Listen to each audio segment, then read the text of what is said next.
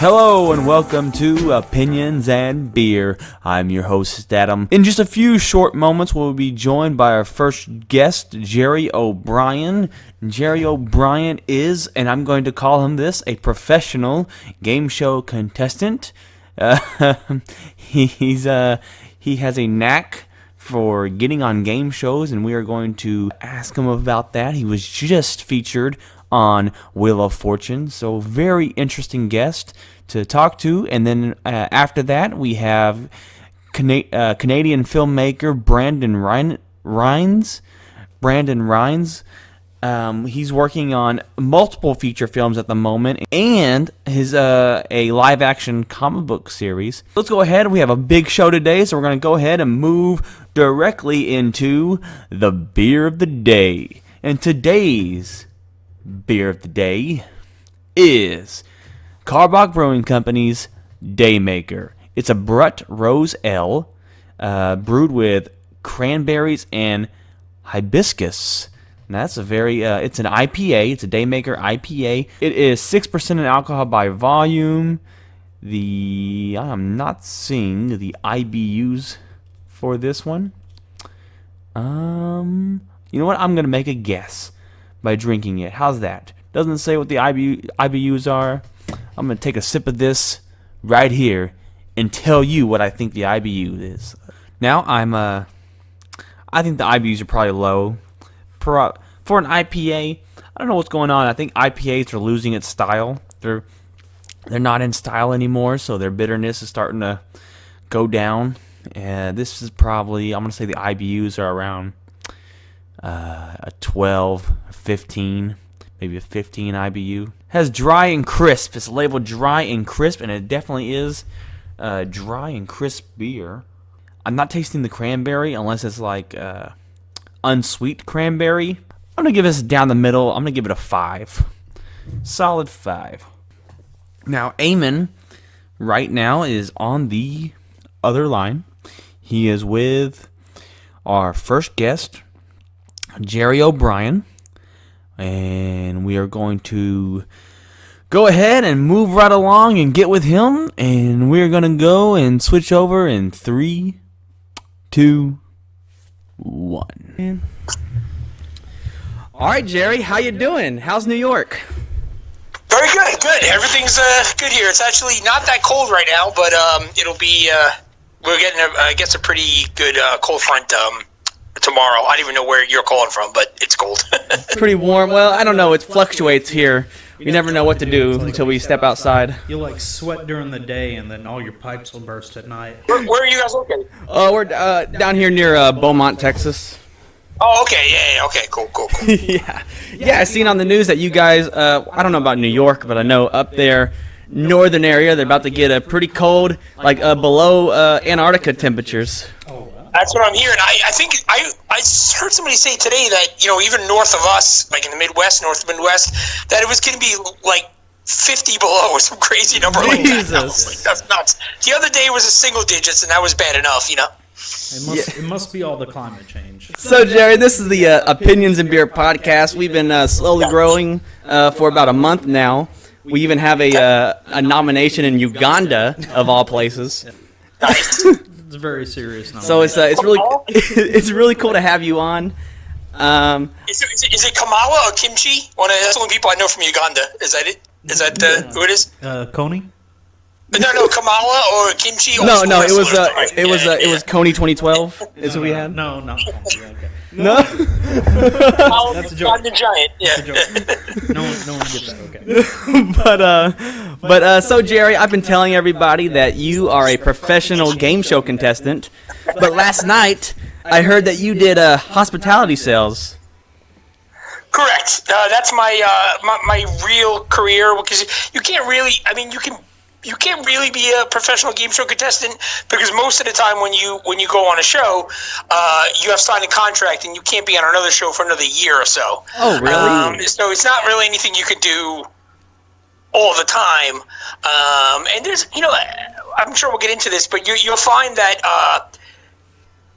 maybe not something you notice, but now that put this in your ear. One of what the like Camino Rich always say, the awareness theory is now that I tell you that a lot of the shows, if you watch multiple game shows, have a lot of the same contestants, because it just seems that you just move from one, because once they find out that you're okay and you could be on air and you don't freeze up and you are at least competitive, more opportunities come to you. Oh, wow. That's really cool. Yeah.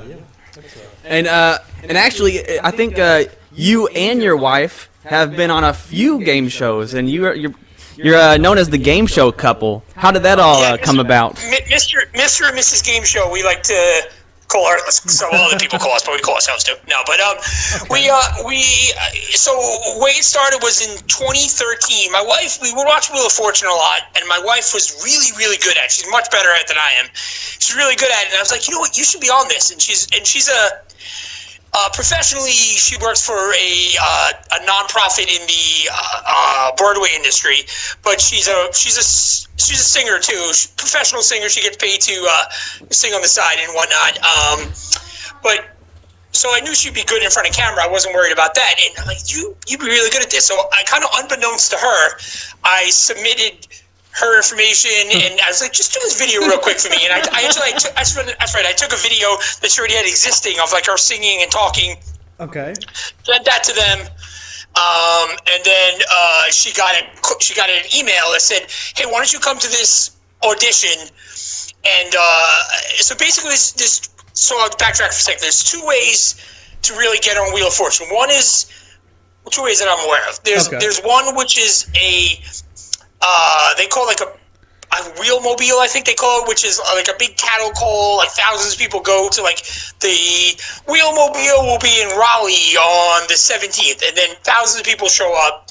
You hope to get a call to I guess they read them out somehow, and then they take those people and then they invite them to a final audition. I think the best way to do is go through the website, because if you can get their attention that way, you skip all that and just get the final audition. So she got the final audition in Brooklyn, which is pretty convenient for us, not that far. We drove to Brooklyn, and she killed it. Like I could hear, I was outside, but I could hear it. She did great. And then she was on the show, and she won $42,000 and a trip to Hawaii. Oh, this nice. Is 2013. And then, it was great. It was great, and she was the first half of her episode. She was very nervous, but then eventually she got better, and she wasn't nervous for the show. She was nervous because she was next to Pat, which is the same position I was in. The red spot. We actually saw that. What? I said we actually saw that. Like I could tell when watching it. Like I was like, man, being right next to Pat like that. Yeah, I wish I would have been in the second or third spot, to be honest with you, but there's nothing I can do. But I was the first, so they tape, I'm kind of jumping around here, but they tape 6 shows a day. Yeah. So Pat and Vanna, really, my understanding is that they only work about 39 days a year in actual taping episodes, because they tape a full week and they tape an extra day. So six episodes a day. I was on the first episode, the first spot on the first episode, just by random draw. They have everybody come up, and you pick out of a hat. So it was completely random. And yeah, so I ended up in the first spot on the first day. I kind of wish a first episode. I kind of wish I would have got a little, but I was also ready to go in a way too. So I was ready, just they do such a good job behind the scenes in making you comfortable, and so I was like, let's just go. Yeah, get it done. But anyway, so she was on in 2013, and then I was like, I feel like I could be good on a game show too. So I was like, let me go try out for Millionaire, because at the time, Who Wants to Be a Millionaire was filming here in New York, in Harlem. So I went to the ABC studios where it was filming at the time. Actually, that wasn't in Harlem. Doesn't matter, in Midtown. And I went there. I took a test. It was like a 30-question test. You had 10 minutes to complete it. And then if you got it passed, or whatever the number is, they don't tell you what the number is, but whatever the number is, then you go on to speak to an assistant producer. Then I Then I guess I passed that. Then I went to talk to a regular producer, and they asked you 3 questions on camera. I got all 3 of those questions right, and I felt really good leaving. I was like, I feel like I'm going to get a call, and I got a call shortly thereafter. Then I was on Who Wants to Be a Millionaire in 2013. That same year, we took the trip that my wife won to Hawaii, which is kind of funny to think about when you get to an episode. But yeah, so so I went on Who Wants to Be a Millionaire. I did well there. 68,500. Not too bad for 22 minutes of work.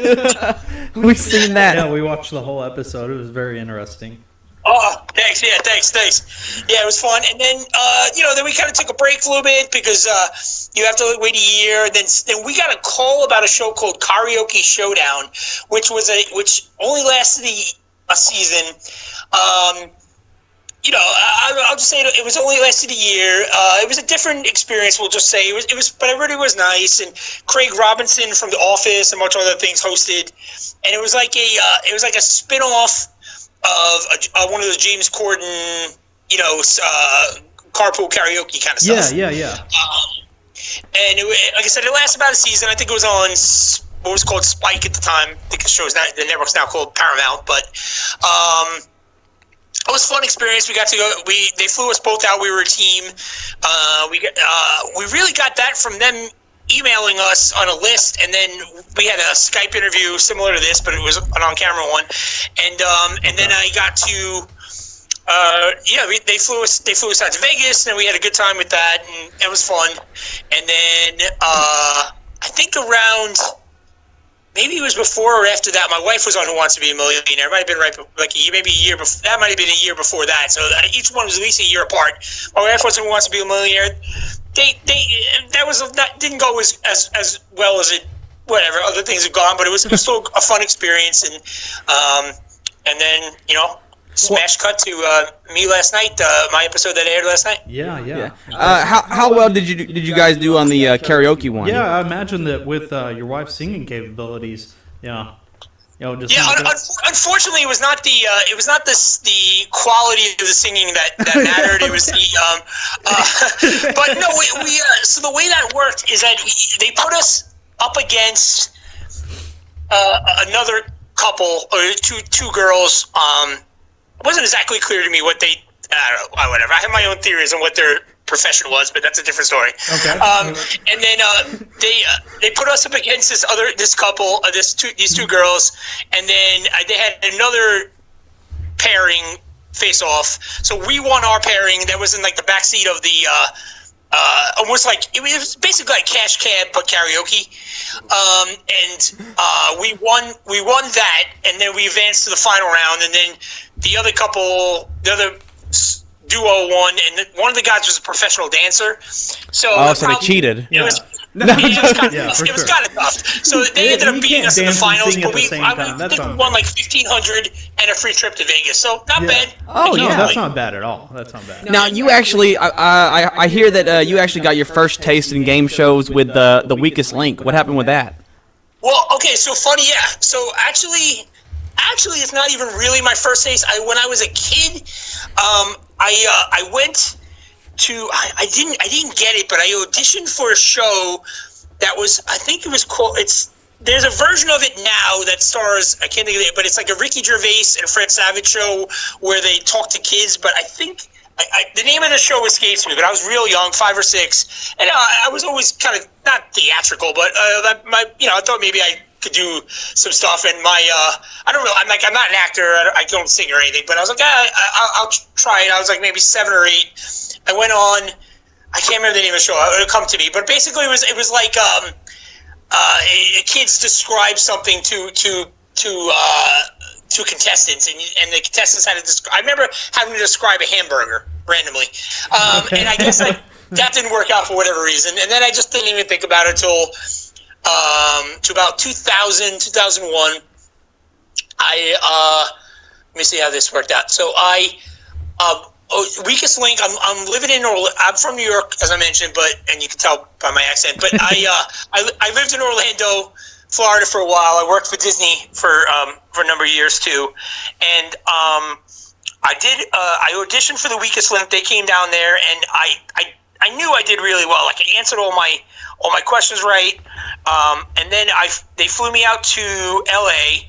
I don't remember what studio it was, but I remember it was the same studio that 10, maybe I guess at that point, 15 years before that, or 10 years before that, they had filmed Saved by the Bell, because it was all Saved by the Bell random things still there, which didn't make any sense because that show had been off for like 10 years, but it's what I remember. Oh, it was where that's right, I saw Jay Leno's car, so it was wherever the Tonight Show taped at that time. Yeah, okay. Anyway, so I auditioned for The Weakest Link. I got flown out to L.A., and I don't know exactly what happened, but I didn't get on, but I got I got a free trip to LA out of it. I answered all my questions right in the practice round in front of everybody. I surmise, and this is just me, maybe my ego or whatever, but I'm saying I didn't get on because I got all the questions right and nobody else got all the questions right. But who knows why I didn't get on? I didn't get on. Yeah, of course. But so I was the alternate, but I got a free trip to LA out of that. Yeah, you would have cool. left everyone in the dust. It wouldn't have even been. Yeah. Actually, you know what? In that show, though, it doesn't work well to answer the questions right. I don't know if you remember the format of that. Oh, yeah, I loved it. Well, right. I love that show. You get cut right away, so. I love it. You are the weakest link. Goodbye. Yeah, exactly. Great stuff. So how different are the behind the scenes of these game shows? Yeah, because you've given us a little bit into it thus far, but could you delve a little bit deeper into it? Sure. So like any production that at least that I'm aware of, there's a lot of hurry up and wait, which is, you have to be there early. One thing I think people might find interesting is do you remember the movie quiz show? Yes. From like the 90s or whenever it came out. I love that show. Which was basically based on they called the quiz show scandals, where the producers were feeding answers to contestants. Oh. So since then, they have what they refer to as, and it's not really called this, referred to as game show police, which is essentially compliance. There's like an outside company that does compliance to make sure that everything's on the up and up. So you have to sit through a session with them to say what you can and cannot say, and that's why I couldn't really say anything until my episode aired. Okay. So as when Adam and I were talking, I said, hey, I'm happy to do this. When he asked me, I'm happy to do this, but I have to clear it with Wheel of Fortune. So I had the email of the publicity guy. I got the okay, and that's why I'm able to talk. He's like, yeah, you can talk about experience. He pretty much said I can say whatever I want, so which is good. There's a lot of hurry up and wait. So, which show did you enjoy your time on the most so far? I would say I think the experience of Wheel of Fortune was the best because there's a lot of history in that studio. That show's been on for so long. They have when you walk through the studio, if you're ever in LA, you can just you don't necessarily have to be on the show. You can go and be in the studio audience. But it's cool that they have almost like a museum as you walk in. You just feel like a different level of professionalism, and as it's kind of like, I would say, like major leagues of game show, if that's a thing,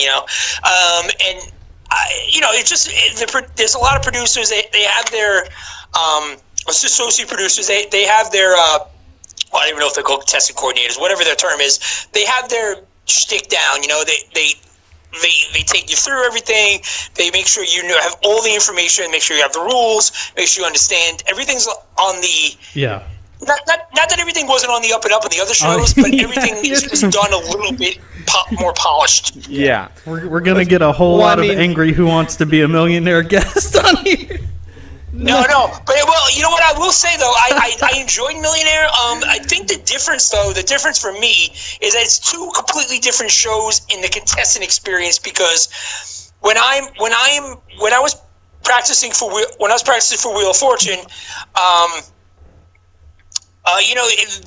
there's other contestants. So I am I am there and I'm competing against 2 other people. It was just a different kind of a vibe, but the way they handle it, I think, was great. And in Millionaire, I was in the green rooms with people, and I met some really cool people, and I think most of the people that I even dealt with aren't there anymore. Yeah. But because a lot of them were... So I came like a year... I think I came 1 year after Meredith Vieira left. My host was Cedric the Entertainer, as you guys might have saw in the thing. So he was only there for 1 season, and I thought he was great. By the way, he was really nice. I enjoyed my rapport with him. Most of these shows, because they keep everything valid and transparent, that you don't really have a lot of interaction with the hosts, except for when it's on camera, which makes sense. Yeah. For sure. But I definitely enjoyed all my experiences. I mean, I guess I would say the only one that I wish would have gone differently would have been the Weakest Link, because I would have liked to gotten on, and even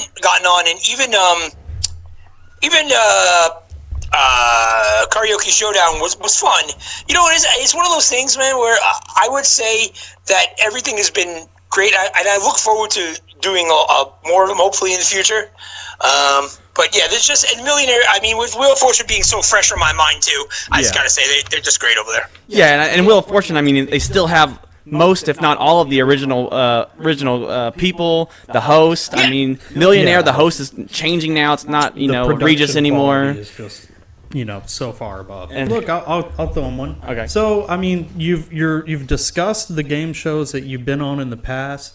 What you just recently been on Wheel of Fortune. What are you looking for as far as the future? Like, what would you prefer? Like, if you could choose which show to be on in the future, which one would you choose? It's an interesting question because I've been back and forth, and the first thing that comes to mind, I guess, is Jeopardy. But my only challenge with Jeopardy, and this is gonna be a weird thing to say, is that it is super hard, and I think I'm really good at trivia.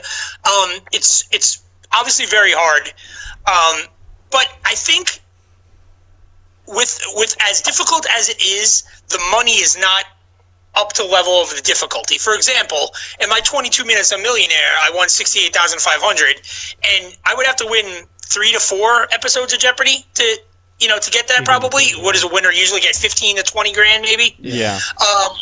So that's the only issue with that. But I guess I would say Jeopardy. But you know what I'm also intrigued by? I'm very intrigued by Deal or No Deal being back too. Even though that's a completely different kind of show, and I prefer things that are more a chance. I'll give you a good analogy. So I'm not much of a gambler, but I like poker.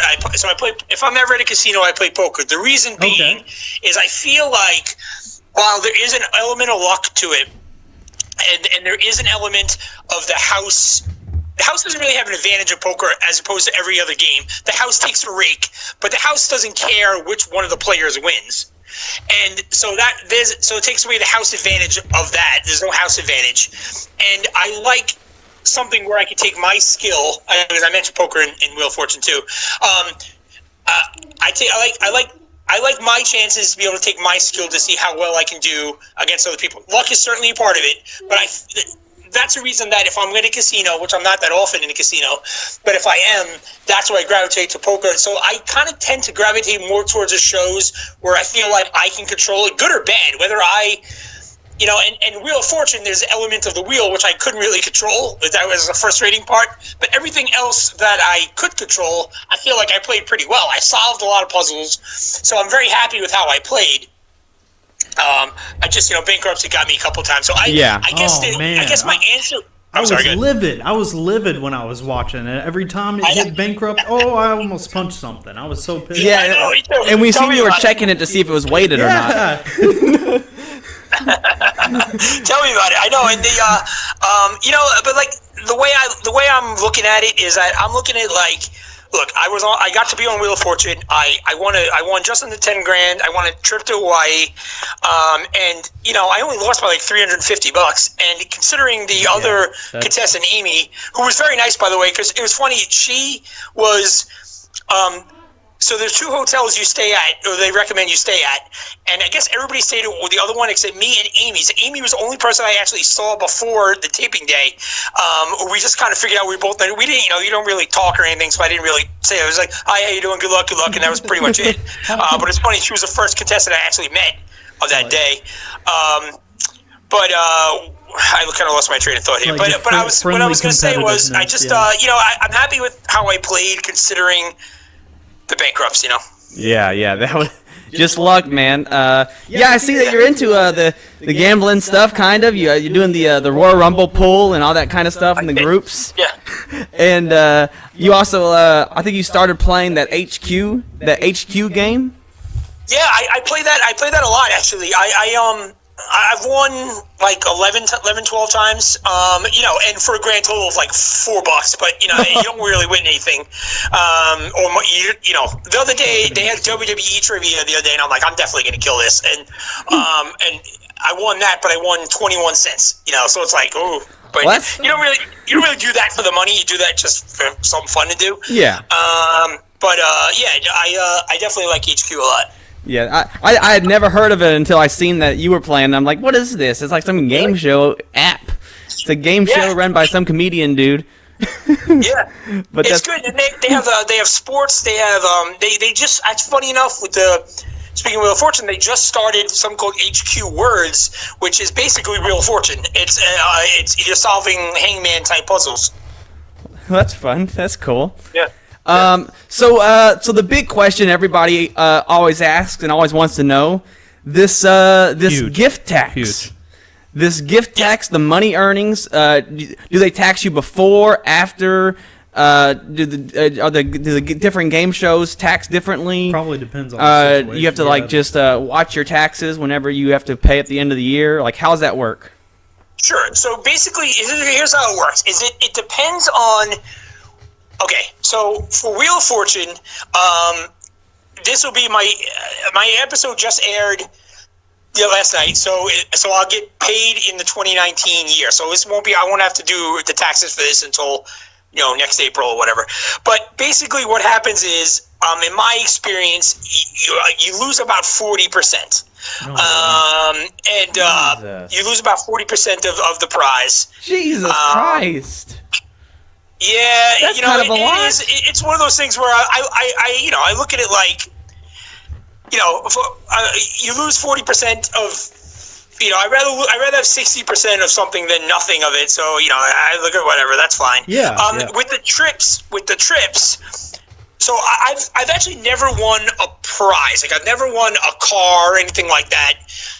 So I can't talk to that, but I will say that from the trips, what they do for Wheel of Fortune is they give you additional cash to cover the tax. So in the $7,000 value of my trip is the trip plus $1,000 quote unquote spending cash that covers taxes. But it's not really spending; it's cover taxes. So okay. Well, that's pretty crazy. Let me show you with that. That hurts me. I don't know. I guess that just hurts. I thought it'd be like, I don't know. Yeah, taxation is theft. Taxation is theft. But it is what it is. Like you said, 60% is better than nothing. And I mean, you're having fun while you're making it. So exactly, and it's for 22 minutes of work. I mean, commercials. You can't really argue with that. So so what's funny is though, just to backtrack on this, when my wife was on Wheel of Fortune. I got to run on stage when she won because she won the bonus. She did great on that, like I told you. She won the trip. She won a trip, and she won a trip to Oahu, which is exactly where I won the trip to. So I think we're gonna be the first people ever to get 2 free trips from the same show to the same island. That's pretty cool. That's pretty awesome. They'll be putting up your picture for sure. How much money in total? I think you kind of you did kind of touch on it, but we'll just go back to it. How much money in total have you and your wife walked home with? No, we promise we don't work for the IRS. We're just no, it's fine. It's fine. I walked home or before. You know what? I'll finish the tax thing. So, what I'll tell you is that just to jump back on that. So, I live in New York. So if I when I was on Millionaire, it was taxed. I had to pay New York State tax and federal tax, and that equals about to 40%.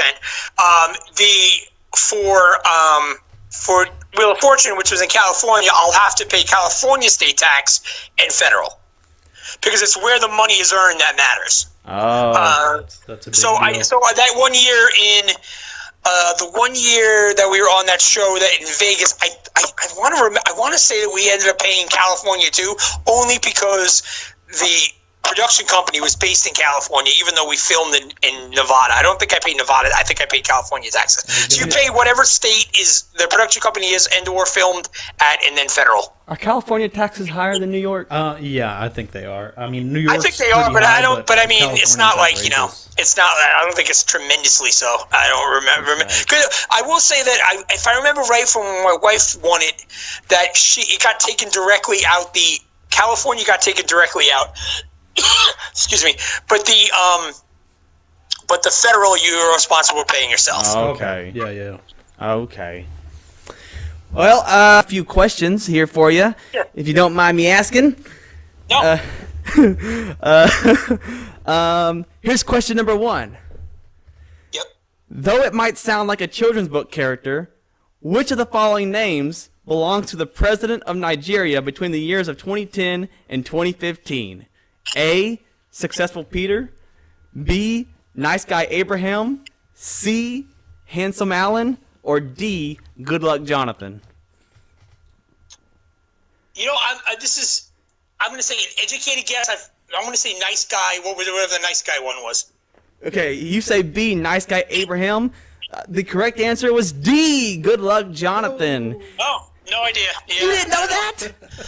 You didn't tell me I was asking questions here because I usually charge. I have to win money for that, man.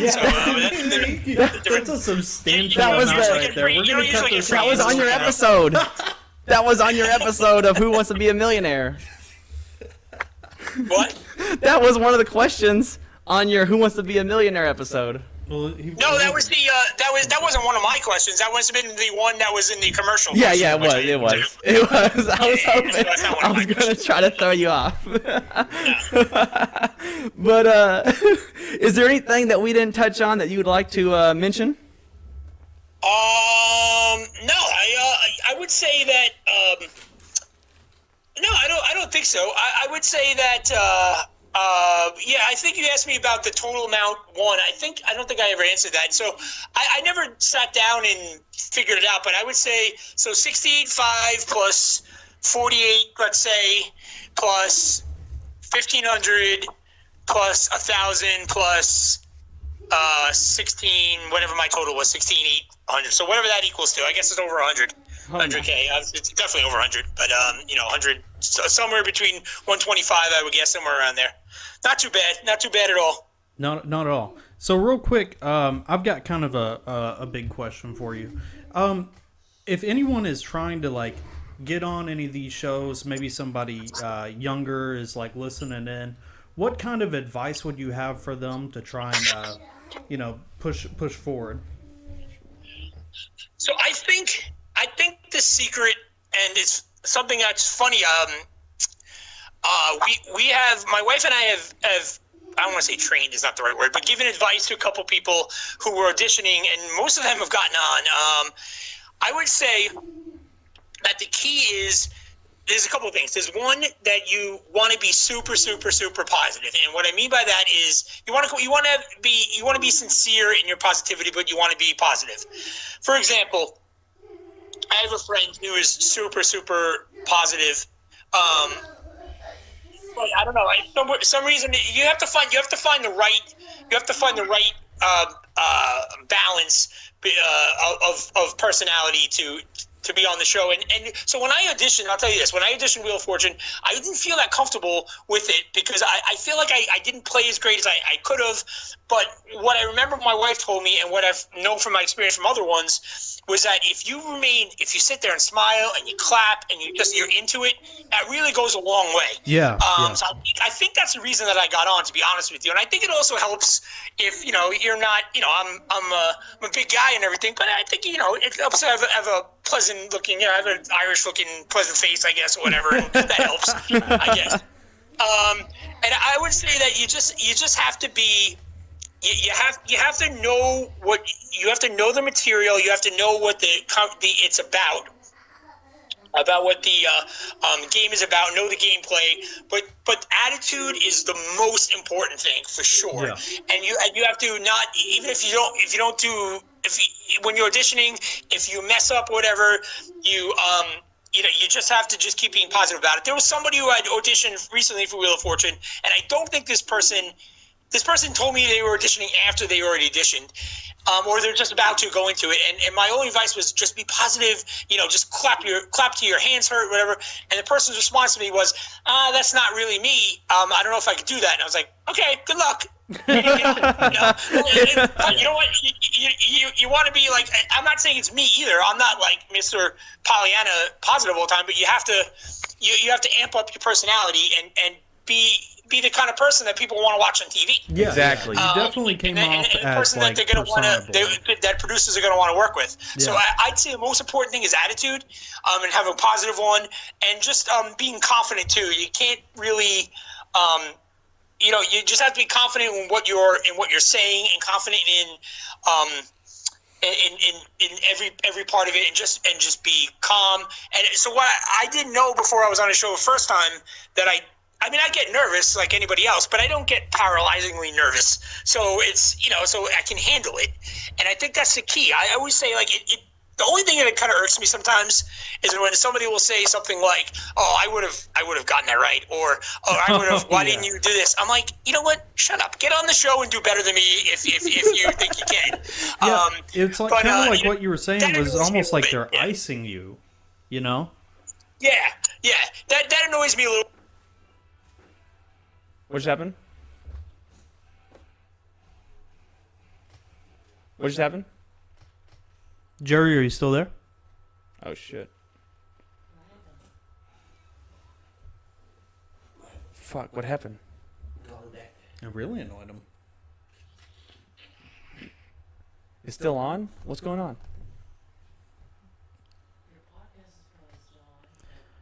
Well, it's showing that the call is still there, too.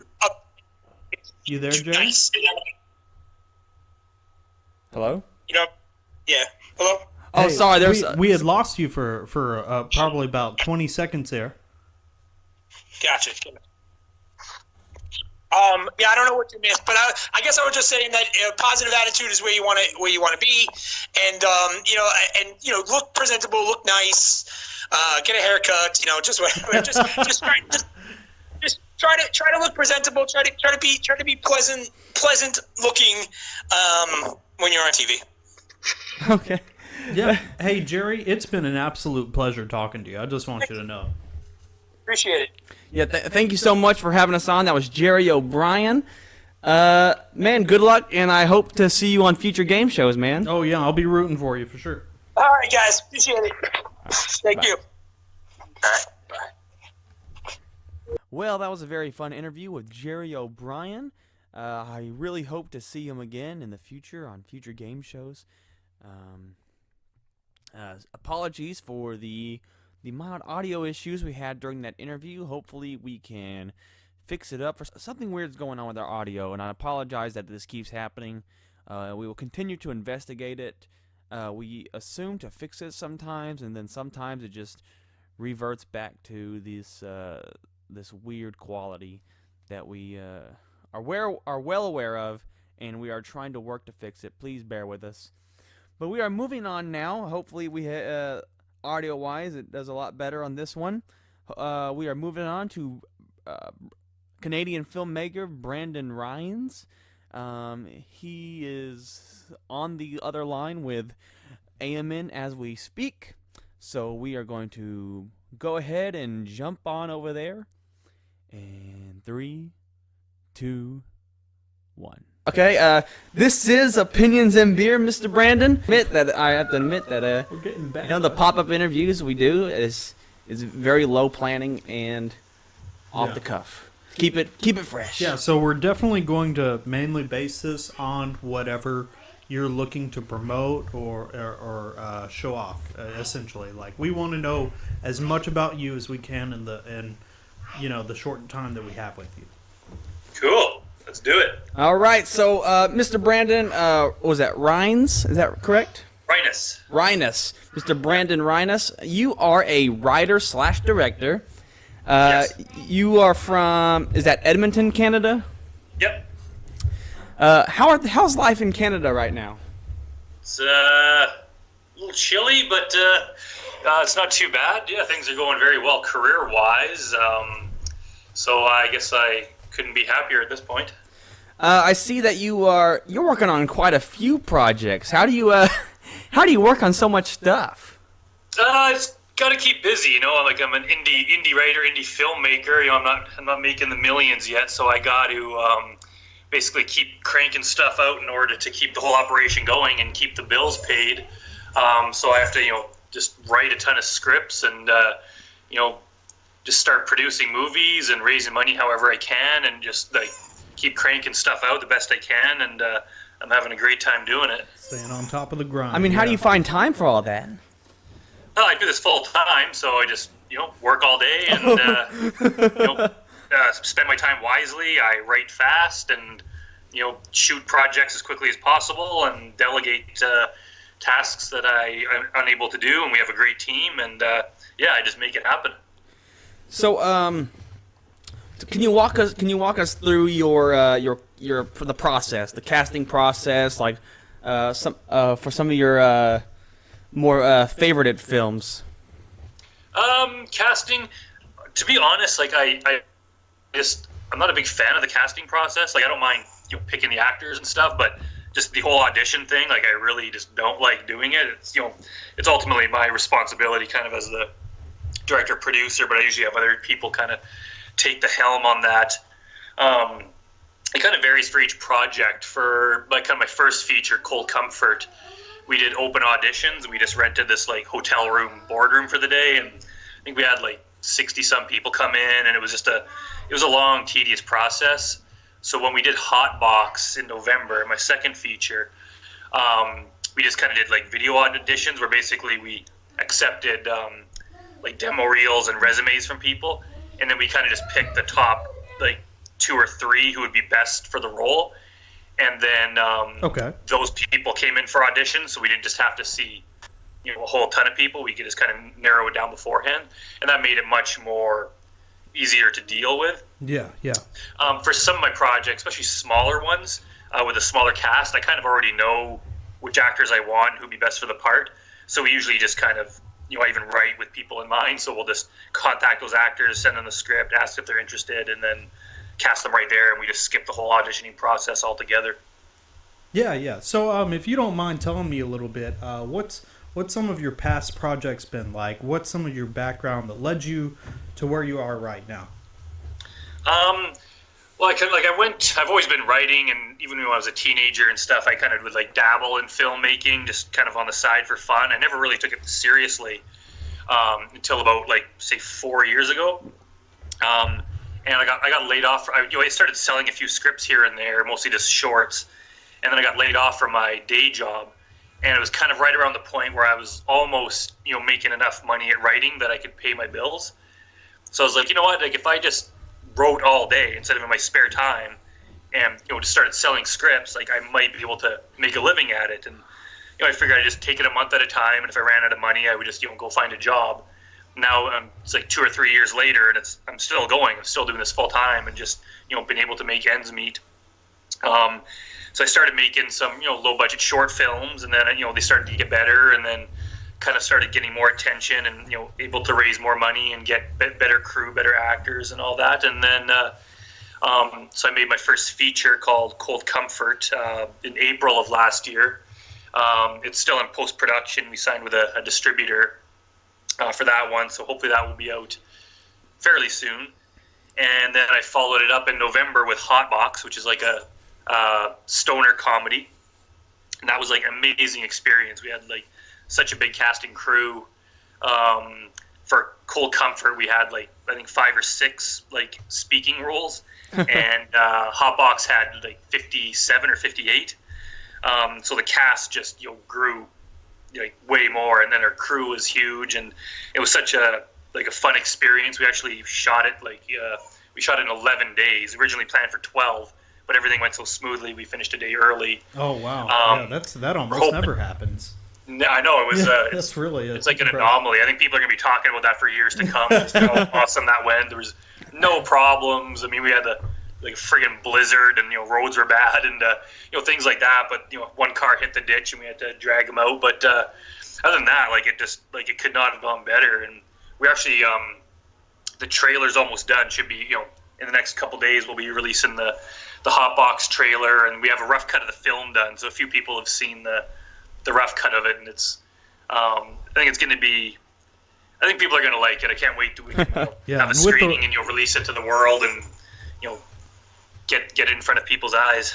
Yeah, with the recent laws that have just taken place as well, I mean, I can't imagine that that there'd be a worse time to release a stoner comedy. Yeah, it's I never play. People think that I planned it like that, but it didn't. I just had to kind of have the concept in my head, and then decided to do a new project, and the next thing you know, it's kind of like, oh, we're going to be shooting, starting 2 or 3 weeks after legalization. It's kind of perfect time. It just I guess the stars just aligned. In that way. Yeah. Would you say that the Hotbox has so far been your favorite film to work on? Yeah, I definitely. I like all my films to some degree, but that was the one. I think everyone could just kind of see the potential in it. So everyone just worked hard, and it was such just a fun experience. There are other ones where it's not necessarily not fun, but when things start going wrong or you're behind schedule, and it just kind of the pressure's on. It becomes more work than fun. Yeah. Whereas Hotbox, we worked hard, but it was still just there was very little pressure because I don't think we ever got behind schedule, or if we did, we somehow caught up.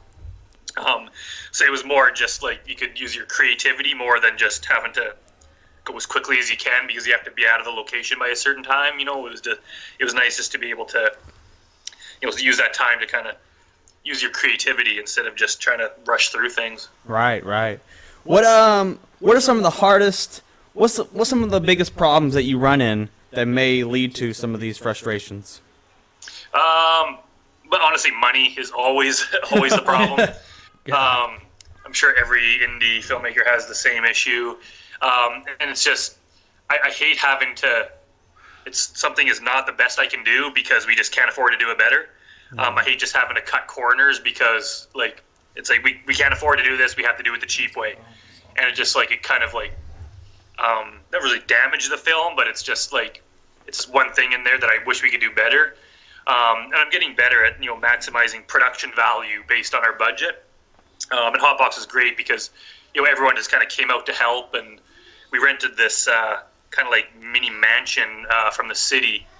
The city owned this property, and no one would live there. It was just this big empty house. There's no running water, so we had to rent a porta potty. But there was power and everything, and the house looked nice. And basically, they gave it to us for the month, and we could use whatever we want. So in that respect, we just absolutely maximized. We had people donate furniture because it was an empty house. So I put in a couch. Everyone we knew gave us a couch or a chair or a table. So we had enough to decorate this whole house so it looked like it was lived in. So yeah, everyone kind of came together on that, which was good because it really helps make up for the issues that arise from lack of budget, and especially too with the movie's about a house party. And basically we didn't have enough money to pay all the extras just to stand around the house party. So trying to get people to come out late at night to basically stand in the background of a film, it's hard. So I was very happy that we were able to get quite a few people on some nights to come and stand around and be background extras. Yeah. A lot of independent filmmakers, they like you said, the money thing, they run into a lot of issues when the fact that some of them don't even have a budget. Yeah. So what process did you do, or what did it take if you're talking to one of these guys, what would you say you did to be able to start actually getting a budget and working with a production company? Well, basically, the production company is me. It's my own company. Okay. I had a couple co-producers. We basically figured out like the absolute minimum that we could do it for, and then we just made sure that between like us co-producers, we had enough, money between our savings account and credit cards that we could, Yeah, if so we had to, like fund it ourselves. completely self. It was very, very like micro budget. But then we did a crowdfunding campaign, raised a few thousand from that, and then we had a guy, Alex Gallant, who's a local actor here. He has like a company. They make pipes and bongs and stuff, and he made a bunch of pipes and bongs with the Hotbox logo on them and gave them to us. Kind of like, I think we had like 50 some pipes or whatever. And, Yeah. so we would sell those and put the money towards the movie. We went on the legalization day here. They had a screening of Dazed and Confused and like another stoner movie. Yeah. At one of our theaters, and the theater let us set up a table in the lobby to sell, the comic books that I make and to sell our pipes and all that stuff, and that money went towards it. We held like a 50-50 really awesome. raffle. We had just people we know kind of donate money, and the next thing you know, it's like, okay, we have enough to still put in a bit of our money, but own money, but we had enough to finish the film. And after we finished, now we're in post, we've actually had people come forward and give us more money now that they've seen what we can do. People are kind of coming forward and giving us money to help finish the movie. So it's a tough process, but we're getting to the point where people are seeing what I can do and willing to invest in me and the team. That's great that you're seeing a lot of growth from that. One thing I'd like to ask is, like, say someone was just starting off, and you've got a little bit of experience under your belt, enough to be able to give advice. So, what would you say to someone just starting? Some tips to progress themselves, I guess. Well, like I always tell people, it's even if you're just starting, it's like it wasn't that long ago that I was just starting. I mean, I've kind of been doing it for quite a while, but like I said, like I did, the odd short film here and there, and they were pretty bad. It was only the last few years where I've, basically my career exploded in the last 3 or 4 years. So no matter where you're starting, it's like, if I can do it, you can do it. It's just a matter of like, if you have the idea for the script, you can just, write it down, write the script. If you're not that good at writing, you could just hire a writer. I mean, you could find a newer writer that'll work for fairly cheap. Just give them a little bit of money and, give them the pitch, and you can hire them to write the script for you. Like I do that all the time. I make my living writing screenplays for other people. And then just get a camera, whether it's a camera on your phone or something, and just start practicing. Like I used to, when I was younger, I used to volunteer at the town where I grew up at the local like cable TV station. And I used to go out and, videotape like local events, and in exchange I got to take the video equipment out on weekends and film movies. And they were all really bad movies, but it just, you start doing that enough, you start to get better. Edit my own movies, and then fast forward a few years and you can get pretty good. So it's just a matter of, instead of waiting around trying to figure out how to do it, it's even just write a 1 or 2 page script that all takes place in one location with like 2 or 3 people, and just film the story, and then start the same process again, make the next one. You can put them on YouTube or whatever if you want, or if they're bad, you just don't have to show anyone, but just start getting that practice, and you'll be amazed how quickly you can get better. Yeah. And if you save up a bit of money, you can just start hiring a professional crew, hire a director of photography and a professional sound person, and all of a sudden your movie just jumps in quality. And any skill that you don't have, you could just fill in by hiring someone. Like I hire all sorts of people, things like costumes and makeup that I don't really know or care about. I just hire someone else to do that. Special effects, I don't know how to do that. Color grading, I don't know how to do that. So I just hire people to do it. Save up a bit of money and find out what people charge. And then once you start doing that, you put a team together, and then you could just focus on what you're good at. So I'll write the script, I'll direct, but I have other people finding locations. I have other people, doing like the technical stuff. I have other people kind of deciding what gear we need and finding out where we're going to get the gear and getting the best deal on it. And we have other people that work out the logistics of like how we're gonna transport everyone and transport the gear to the location and move the furniture, and next thing you know, I just have like a really nice operating team. Yeah. But it starts with basically you just have to have the balls to kind of initiate the project. Yeah, because put it out there. whatever I do, I'm always the one that's like, okay, this is what we're doing. We're doing this movie, and you kind of spearhead it.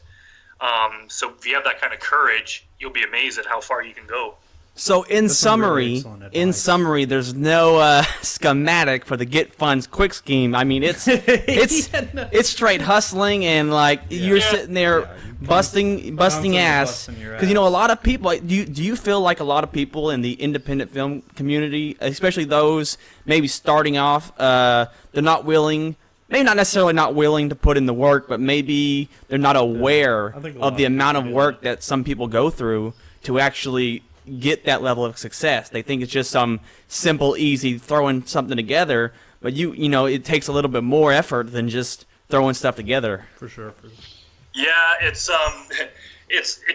takes a lot of it does take a lot of work, and it's funny because we have a lot of time people everywhere I go, people pitch me their movie ideas, and it's just like, well, I have this idea for a movie, like how do I get it made? And it's like, it's like this is like a 9-hour conversation. Exactly. It's just like if you don't really know how, there's no use in even trying at this point, right? You got to learn so much yourself. However, on that note, it's kind of funny that I ran into an old high school buddy of mine. I hadn't seen him in years, and he kind of saw what I was doing on Facebook, and he's like, I had this idea for a sci-fi TV series. And so he just hired me to write a short script for him. And then I was like, you know what, if you can get the budget together, we can film this as a short film. And he has no idea how to even get started. But I was like, I can produce a film. So next thing you know, it's happening. We're shooting it 2 days over March 16 and 17. And to him, it's just kind of amazing that he's able to pull this whole thing together and see this whole exciting new process. So it's kind of cool too. Like if you have the determination, you can partner with someone who wants to make a movie. You can really make it happen. It's just an insane amount of hustle. Yeah. Like I don't really have any advantage. I don't have rich parents that are gonna give me $1 million for a movie. Like I have to struggle for every cent. Right? You have to. It takes so much hustle that it's one part talent, but the other part is just that grit to be able to just constantly do it. And then when it's done, no matter how tired you are and how hard it was, do it again. Yep, get and ready keep for the doing it next to one. improve your skills. And what's the sci-fi show that you're going to be producing? It's called The Hive. Okay. It's I want to say I hate to say it's kind of like The Matrix, but it's somewhat like that, but it's a bit different. So I guess you'll have to wait and see when it comes out. Okay. The plan is he wants to do it as a series, but to shoot an hour-long pilot is we don't have that budget. Right. But he has enough to do a 10-minute short. So that's what we're going to kind of do just to get the ball rolling. And if all goes well, we want to have that kind of screen before at the Hotbox premiere. We'll show this 10-minute short, followed by the full Hotbox movie. Oh, that'd be awesome. So in the future, what are you looking forward to, pushing and promoting the most? Personally, what would you say that you're hoping has the most success? I want Hotbox to be huge. I think it has a potential because it is an underdog. I mean, there's been other stoner comedies, but they're always multi-million-dollar big things. This is kind of a low-budget Canadian stoner movie. I think if we pitch it like that, I think there's going to be a demand for it. I hope it's huge. It's funny. It's well done. I think people are going to see a lot of value in it. I hope. But the next big ones we're probably in April. We're looking to start. I'm doing a slasher movie called Grotesque, and then in May we're shooting another feature called One Night Drunk, which is in a similar vein to kind of in the same genre as Hotbox. So basically, I'm doing 2 features in the first half of this year on top of the Hive short. So it's a whole lot of stuff I'm going to be shooting. That'll be pretty much 4 features I shot in a year, which Wow. is insane. Yeah, that's insane. Yeah, that's super impressive. What's this One Night Drunk about? Basically, a guy he has a fight with his fiance, so he goes to the bar and gets drunk, and he somehow loses his wallet and he loses his phone and has no way of getting home. It's the middle of the night, so he decides to walk home across the city. And he just gets in kind of like a series of misadventures. Someone offers him a ride, and they get sidetracked, and he runs into all these kind of weird people and perilous situations. and no matter how hard he tries, he just can't get home. Just something always happens to send him in another direction, and he's just trying to get home. And his whole life kind of or basically the whole night just kind of turns into a nightmare. But by the time he wakes up on his front lawn in the morning, his kind of life has changed drastically.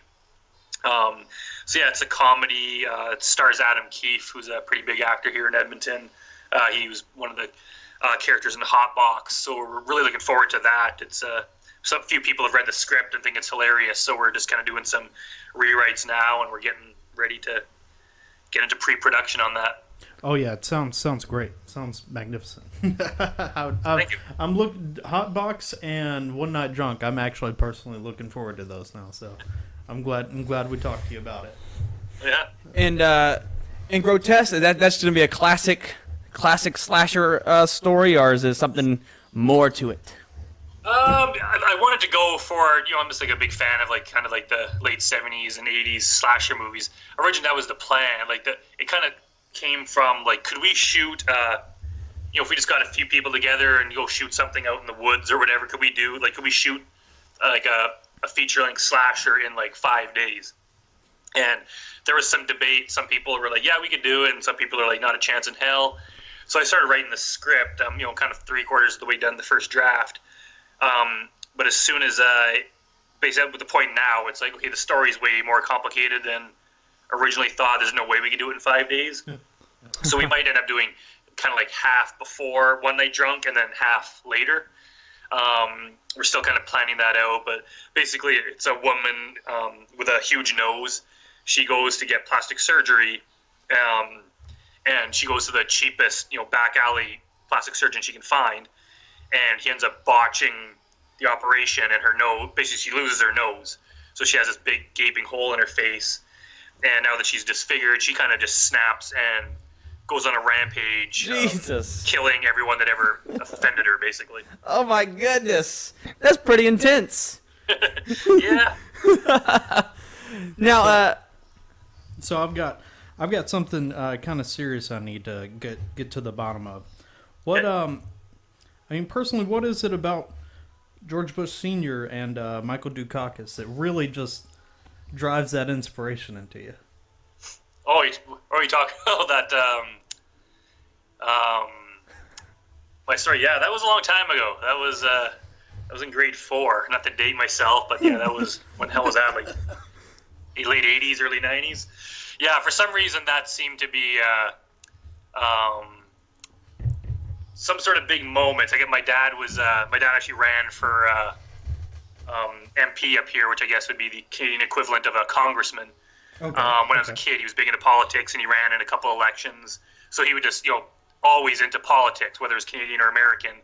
So, during that election, American election, we had to watch every second of it. And I kind of thought it was boring as hell at that age. But for some reason, that seemed like a good way to start that original story that I wrote in grade 4, which kind of led to me becoming a writer. So, kind of funny that you mentioned that, because that was so long ago.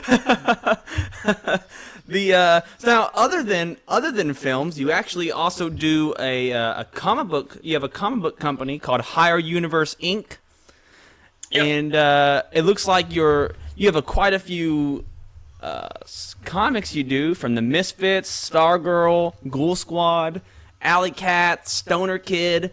We were just looking at what was that one we were just looking at? Dude with the shotgun, and he shoots Brutal. the dude. Brutal. Yeah. Brutal Jones. Yeah, Brutal Jones. That shit. I was like, oh my god, he just shot him up the ass. But Spoiler alert. Sorry, guys. spoiler alert.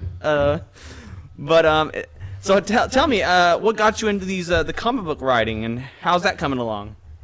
Oh, it's going fairly well. Yeah, I've always been into comics ever since I was a little kid. And again, it was kind of right before I really started taking the movies seriously in the last few years. I started doing comics with my co-creator Adam Storschuk. And we started doing one, and we finished that and started selling it, and did another, and they kind of gained in popularity. And after we did that for a couple years, that's when I was like, you know what? Like I used to, do the filmmaking thing and the screenwriting thing. Now that I'm successful with the comics, maybe I can start doing that again. So I started doing the movies too, and the comic books have slowed down in the last year or two because basically all my money's going into the movies, which are much more expensive. Yeah. But we're still slowly releasing things, and we have a couple like what I call live action. Yeah, I've noticed coming that. out. I've actually started seeing the live action comic book genre appear more often recently. I know there's a rock band that has a live action comic book that they release. I can't remember what their name was. It's some lady. It's like some weird sci-fi comic book they do, and it's like a band, and it's connected to the band's backstory. But I noticed that you guys have Pretty interesting. you guys have a live action comic book coming out soon. It looks like in 2019 called The Nothing Man. Yeah. What's that about? It's basically character in Nothing Man. Basically, what happens, it's like a curse that gets passed on between from one person to the next. And basically, if the Nothing Man is if you have the curse and he's haunting you, anyone you speak to, he will kill them. So if you even say hello or talk on the phone to anyone, he'll appear and brutally kill them. So you all of a sudden cannot talk to anyone. And of course, as soon as you shut yourself off and stop talking to people, all your friends and family start wondering what's wrong with you. So they start trying to, get a hold of you and talk to you, and you can't even say anything, which makes you basically go kind of crazy. Yeah. So that's kind of what happens. And the main character played by Skylar Radzian, who's kind of one of the bigger names around here. She just moved to Vancouver recently to pursue bigger things. She plays the main character, and Omar Abubakar, who's this really tall guy who's a fairly new actor. I'm glad to have met him. He plays the Nothing Man. So we that was kind of midway through last year. We basically did all the photography, and we're still in the process of slowly doing the graphic design and lettering and all that, and it'll be out sometime this year. That's when doing this, how do you choose what photos to pick for the comic? You already have the idea of what you're going to be taking pictures of and how you're going to lay it out, or what? Yeah, I write the comic script the same as I do for a drawn comic, just kind of what happens in each panel and the dialogue, and then we'll just set up our lights or whatever, and whatever we're shooting, and we'll just take a whole bunch of it doesn't take long to take 10 pictures. So we'll get kind of some different angles and stuff, and then when we're doing the graphic design, we'll pick which ones work best, and little things that we got to leave room for the word balloon, so we got to frame it properly, and it's actually gone it went fairly well. That was the first one we did. It's taken longer to do the graphic design stuff that I planned. I thought it'd already be out by now. I think it was supposed to be out October, and we're just still working on it. So it's we got so many things that it's not really a priority, but it's it's slowly coming, and will hopefully be out because we got a lot of people asking about it. So I could probably sell quite a few of them as soon as it's done. So comparing that to the creation process of just a normal comic book, which do you think is cheaper in the long run? And I'm assuming that just a regular comic may be a little bit easier to do than this. No, actually, I find that the live action ones are kind of easier and cheaper to do than the drawn ones. Because if you want to get a good artist, they can get very expensive. But even just paying the actors and then kind of photographer a little bit, you can kind of get more done because you can basically shoot the entire thing in we did Nothing Man in less than a day. I'd never done one, so I didn't know how long it was going to take, and I think we had basically a full 12-hour day planned, and we ended up just finishing so early that we spent half the day kind of just sitting around waiting for locations to open or whatever, and it's okay, if we ever do this again, we now know that we can do it way faster than we thought. Yeah. So is the Nothing Man going to be? It's only going to be the one issue, or it's going to be multiple issues? It's supposed to be multiple issues, but now that Skylar's moved away, I'm not sure how that's going to work. We would have to fly her back to, you're gonna to have do to kill more. her off. So we might just keep it as one and then Recast. pitch it as a movie series or a TV series or a movie, or we might just do a different, because it's supposed to be kind of Freddy Krueger or something, or Candyman. We can always have different people involved. Yeah. As long as the Nothing Man's there. So I mean, once the first one's out, then it'll be time to decide where it goes from there. Now, out of all your projects and everything, what's the biggest thing you're hoping to improve this year, or you're hoping to work on the most as far You mean like in the process? Yeah, in the process, is there anything that you hope to get better at or improve at, or is there something that you're going to aim at? What would you personally improve of yourself to help make this a better experience? Well, I want to become a better director. Like I'm fairly competent at it just because I've been the practice, but still, like I'm like number one, I'm a writer, and it wasn't even really till the last year or so that I really kind of want to be a director. Before it was like I would just do it for fun and just because it was easier just to do it myself than hire someone else. But as I kind of got better over the last year, I was like, you know what, like I can kind of do this. I could be like a writer and director. And I actually got hired. Like up until last September, I'd only ever directed things that I wrote myself. But in September, I got hired to direct a short film called Hideaway. And that was the first time where I actually got, basically I was just a hired gun to work on another project. And it went very well. And the writer-producer on that, Julie Whalen, we kind of hit it off. And she's so great that we ended up bringing her on as a producer for Hotbox. And then her and I partnered on some other stuff, and now her and I are the ones doing One Night Drunk together. So that kind of led to a great partnership. But yeah, like I want to direct more and just basically with everyone I do, I get a little bit better. And I kind of want to the comedy stuff I like, but I want to get back into horror because horror was kind of my main thing for a while. So I want to just direct some like really awesome horror movies and just kind of make them the best I can. Like Grotesque is kind of slasher, but then I want to do maybe next November The Man in the Box, which we've shot a trailer for it, and I just want to make that one. That's more of like a kind of paranormal horror. So yeah, I guess to answer your question, I want to become the best director I could possibly be. That's really cool, man. That's really awesome. That was Brandon Rhiness. He is with Higher Universe Inc., director of films coming out like Cold Comfort, Hotbox, One Night Drunk, Grotesque. He's got a lot of stuff coming in 2019. He's constantly working and on the grind. Is there anything that we may have left out, haven't asked, that you would like to plug or say expand upon before we conclude? No, I guess maybe just keep your eye out on the Higher Universe Facebook page, or I guess the Hotbox Facebook page too, because the trailer should be out like any day now, and I hope everyone likes it, and keep your eye out for when the movie is released. Oh yeah, sure, for sure. I'm looking forward to it, man. I really am. I'm not just saying that either. I'm getting pretty excited. Yeah, it's gonna be pretty cool. So thank you very much for coming on the show. I know it's we do these at last minute, so we're always very grateful to our guests. Sincerely, thank you, Brandon. We really appreciate it. Yeah, thanks for having me on. All right. Thank you, man. Have a good day, man. All right, man. Take it easy. Yeah, you too. Talk to you later. Very interesting. We just finished up with Brandon Rhiness, and before that, we talked to Jerry O'Brien. These are interesting guests. Two interesting guests. I'm glad that we're expanding and getting all these guests. If you like what you heard today, please follow us. Subscribe to us. We are on iTunes, Google Play, Spotify. Who knows how you're listening? Follow us on Instagram. Follow us on Twitter, even though I do not post that much on Twitter. Follow us on our Facebook group at Opinions and Beer. And yeah, we're growing, getting better.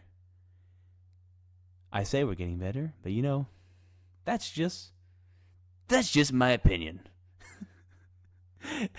And that's fine. Or is it fine? I hope we're doing better. This is Opinions and Beer. Opinions and Beer. Opinions and Beer. Can't go wrong with opinions and beer. Opinions and beer. Opinions and beer. All we got here are opinions and beer.